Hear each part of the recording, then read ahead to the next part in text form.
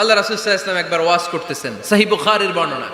আল্লাহর হাবিব সাল্লাল্লাহু আলাইহি ওয়াসাল্লাম বললেন, ইন্না মিনাশ শাজারি শাজারা, এক ধরনের গাছ আছে, লা ইয়াসকুতু ওয়ারাকুহা, যেই গাছের পাতা কোনোদিন ঝরে না, পাতা পড়ে না, একটা গাছ আছে।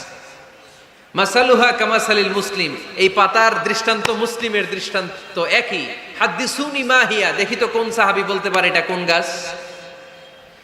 আল্লাহর হাবিব বললেন, এমন একটা গাছ আছে যেই গাছের কোনো পাতা ঝরে না। এই পাতার দৃষ্টান্ত, গাছের দৃষ্টান্ত, মুমিনের দৃষ্টান্ত একরকম। ফাহাদ্দিসুনি মা হিয়া, কে আছো বলতে পারো এটা কোন গাছ? কেউ পারে না।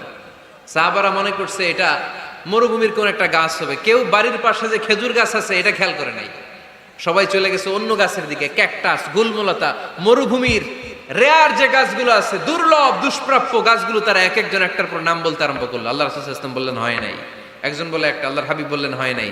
সবশেষে কেউ যখন পারে না, আল্লাহ রাসূল সাল্লাল্লাহু আলাইহি ওয়াসাল্লাম বললেন, ইন্নাহা আন-নাখলা, এটা খেজুর গাছ। এটা কি গাছ? সবাই বলেন, কি গাছ? খেজুর গাছ। কেউ পারে নাই। ওয়াজ শেষ, নসিহত শেষ, সবাই বাড়ি ফিরে যাচ্ছে। সাইয়েদনা ওমরে ফারুক রাদিয়াল্লাহু তাআলা আনহু, উনি ওনার ছেলে আব্দুল্লাহ ইবনে ওমরকে নিয়ে যাচ্ছে। আব্দুল্লাহ ইবনে ওমর হঠাৎ করে বললেন, আব্বা, আল্লাহ রাসূল যখন জিজ্ঞেস করেছিল এটা কোন গাছ, আমি কিন্তু জানতাম এটা খেজুর গাছ, আমি কিন্তু জানতাম। ওমর ফারুক বললেন, বলো নাই কেন? আব্দুল্লাহ ইবনে ওমর বলেন, আব্বা, আপনি পারেন না, আমার চাচা আবু বকর পারে না, মুরব্বী সাহাবারা কেউ পারে না, আমি মাঝখান দিয়ে কেমনে বেয়াদবি করি? সুবহানাল্লাহ পড়বেন না? ওমরে ফারুক বললেন, বলো কি? তুমি যদি আজকে বিশ্বনবীর সামনে উত্তরটা দিতে পারতা, আমার ছেলে উত্তর দিতে পেরেছে, এটা জেনে আমার বুকটা এত বড় হয়ে যেত। ও আব্দুল্লাহ, কেন তুমি বললা না? আজকে কেউ প্রশ্নের উত্তর করতে পারে নাই, তুমি যদি বিশ্বনবীর সামনে দাঁড়িয়ে প্রশ্নের উত্তর করতে পারতা, আমার বুকটা এত বড় হয়ে যেত। কেন বললা না? তুমি বললে আমি বড্ড খুশি হয়ে যেতাম। সুবহানাল্লাহ পড়েন। তার মানে মাঝে মাঝে জুনিয়ররা সিনিয়রদেরকেও হার মানায় দেয়, এরকম আছে না নাই? এজন্য পরামর্শ করবেন, অবশ্যই পরামর্শ করবেন। সাইয়েদনা ওমরে ফারুক যখন খলিফা, তিনি মুরব্বীদের মিটিং এ একটা ছোট্ট বাচ্চাকে রাখতো, অল্প বয়স্ক এক সাহাবী। ওই সাহাবীর নাম আব্দুল্লাহ ইবনে আব্বাস রাদিয়াল্লাহু তাআলা আনহু।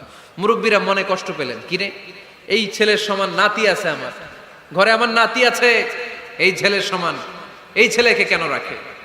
ওমরে ফারুক বললেন, একদিন দেখাই দিব আপনাদেরকে কেন রাখি। ওমরে ফারুক একদিন সবাইকে বললেন, ইদা জাআ নাসরুল্লাহি ওয়াল ফাতহ ওয়া রাআইতান নাসা ইয়াদখুলুনা ফি দীনিল্লাহি আফওয়াজা। এটা কোন প্রেক্ষাপটে নাজিল হয়েছে আপনারা কে জানেন বলেন তো?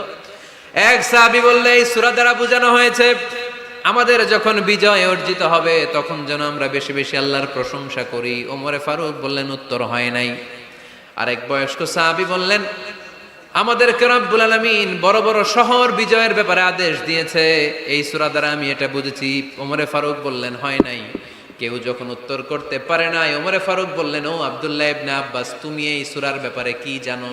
আব্দুল্লাহ ইবনে আব্বাস বলেন, হুয়া আজালু রাসূলিল্লাহ, এই সূরা দ্বারা বিশ্ব নবীর আগাম মৃত্যুকে বোঝানো হয়েছে।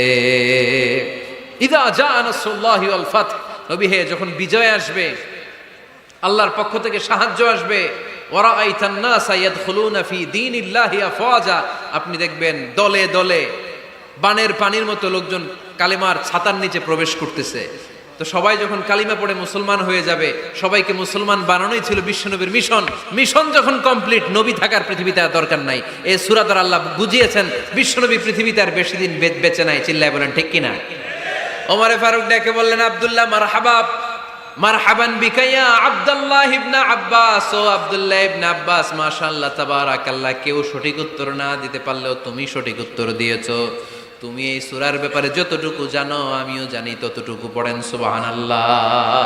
তুমি সঠিক উত্তর দিয়েছো। এই হাদিসগুলো প্রমাণ করে মাঝে মাঝে জুনিয়ররা সিনিয়রদেরকেও হারিয়ে দেয়। চিল্লায় বলেন ঠিক কিনা? এজন্য মাঝে মাঝে বাচ্চা ছেলেদেরও পরামর্শের দরকার আছে না নাই? ঘরে সুখ নাই, শান্তি নাই, কারণ পরামর্শ করেন না তো।